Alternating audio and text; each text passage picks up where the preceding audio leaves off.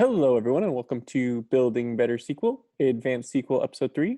First off, I just want to say thank you to everyone who's watched all of the last few videos. We've just passed 1,000 subscribers, and I'm hopefully going to be making kind of a fun video here to say thank you to everyone who's stuck with us this long. But without further ado, let's get into Episode 3. All right, so I'm going to be honest. I've kind of run before I could walk for some of you, so I wanted to take a moment to really talk about some more complicated concepts. In particular, I wanted to talk about, well, the data. Because here's the thing that I strongly believe about querying and BI development, data engineering, analyst work, all of it. There's something that is really important, which is how you structure your data changes how you query it.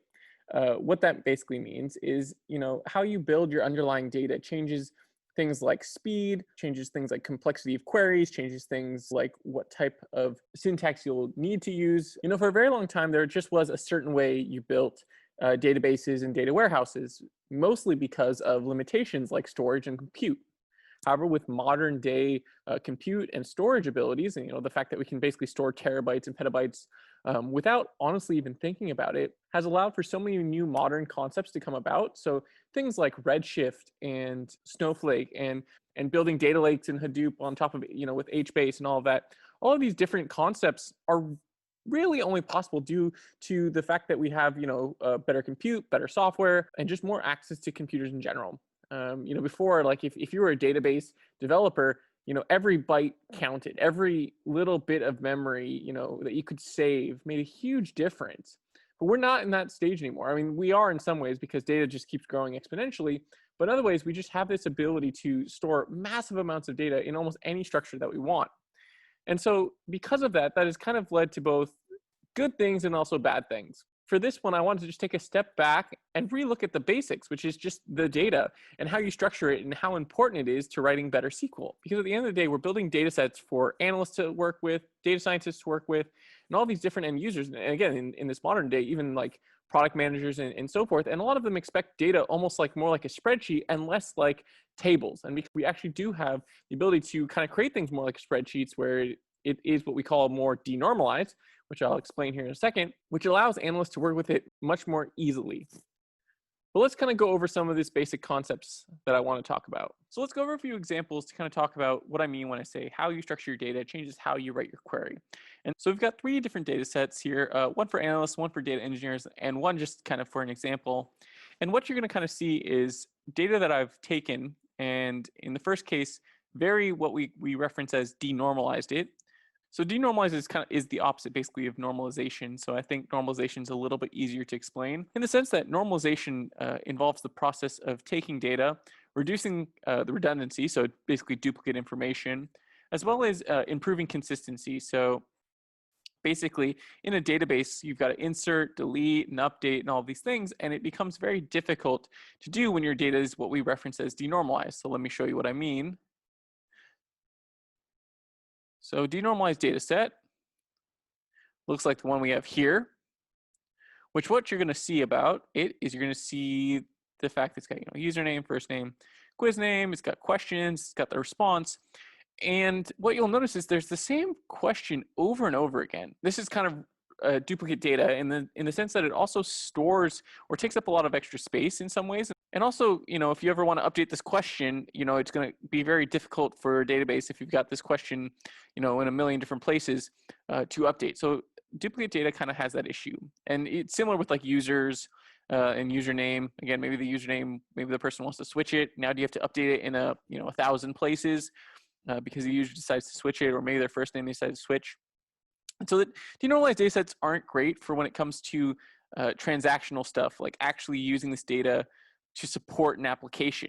But if you're an analyst, this is what you generally prefer. I've generally noticed that analysts, data scientists want their data in just one giant block. They want to do as little joining as possible. They just want something almost like an Excel spreadsheet. And so this is generally what they're looking for, something where they can just have one data set and they can pull whatever information they need to enter any question. Again, they want every dimension of that data. I put question type and quiz type. It's blank, but that might be some sort of category that they want to analyze on. But it's very, again, duplicative. There's a lot of this data over and over again, when it really should just be, or when from a perspective of, something that's a little more normalized, we would probably put quiz type and question type in a separate table, which is the next data set below. Now, this data set follows more of what I would consider a data warehouse structure because everything is around this end quiz responses table. Technically, I should have probably labeled this like fact or fact or F quiz responses, but this is for the example. And then, all the tables around it are the question, the quizzes, and the users. And so what this allows is for you to have your data set, one, isolated. So when you need to make changes, you don't have to change it a million times. And two, you store less information. So you don't have to store this question, select one of 4 responses a million times. You can just store it once and store it to a question ID. Again, this is where kind of how you structure your data changes how you query it. And more than likely, you will have to create some sort of master data set like quiz responses for analysts. But in order to first start, you should have all your core data kind of separated as is below, especially from an analytical standpoint. And this data set's going to look very similar, except for you're going to see that there's a lot of IDs. So you've got the quiz ID, which just attaches directly to the quiz name that you saw above, as well as quiz type. You're going to have a question ID, which attaches directly to the questions that we saw above, except for now you only have one reference of it in the question table. So this allows for data to be, one, take up less space, but also two, you don't have to deal with as many problems when it comes to updating and deleting. If you were to delete a question in this previous one here, do you just delete it forever? Do you, how are you going to handle that? Is kind of the problem, because it's connected to a specific user and things like that. And there's a lot of questions that come up when you have all your data just in one master table. So that's why you'll usually see it more broken up when it comes to like data warehousing. And this would probably take a step further if you were in an application. For example, questions and quizzes would probably have some sort of central table where you just have question and quiz ID, because one quiz is going to have multiple questions, but maybe some of those questions, maybe you've got maybe the select one of your favorite 4 whatever responses shows up in 3 or 4 different quizzes. And so you don't want to repeat that data over and over again. So you just have a central table where, you say question ID 1 attaches to quiz ID 2, question ID 1 attaches to quiz ID 3. But for ease of querying, we generally make this even easier in data warehousing, where we just put as much information in some sort of central table. So in this case, in quiz responses. And that's generally what we reference as a kind of star schema. Everything is centered around it. So there's one more data set I wanted to go over, and this is kind of what you're seeing in a lot more modern applications. So in modern applications, at least when you store the responses, so you might have had like maybe questions and quizzes in a separate table, but when you store the responses, you might see something like this. So this is what you might see. So you might just see it stored in JSON. So this is something you might see familiar with if you're like using MongoDB or something like that, where you just kind of store all that data in one column. This can make things faster if you're reading things and displaying it, but it makes it much harder to read from an analytical standpoint. Again, like a lot of what I talk about is mostly for analytical purposes. So this is very difficult for an analyst to work with. They've got to understand how to unnest the data and then analyze it. And it just adds a whole other layer of complexity. And that's why, again, we as data engineers or data warehouse developers will usually first, create some sort of central system table like this. And then from there, maybe probably develop some sort of central analytical data set that can be used by everyone. All right, so that's one data set. I wanted to look at one where maybe denormalization isn't necessarily a bad thing, or in the sense that it's something that's beneficial. So in this case, I wanted to have user metrics. So if we look at this table,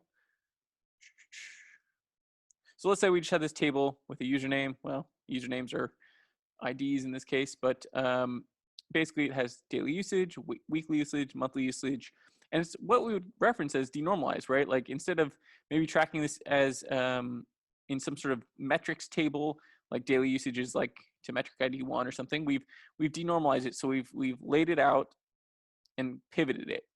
And so this might be more useful if you're reporting on this information. If you're putting it into Tableau, if you're putting it into some sort of final dashboard externally, honestly, if you're putting it some sort of final dashboard externally, then I would put it more into a JSON format.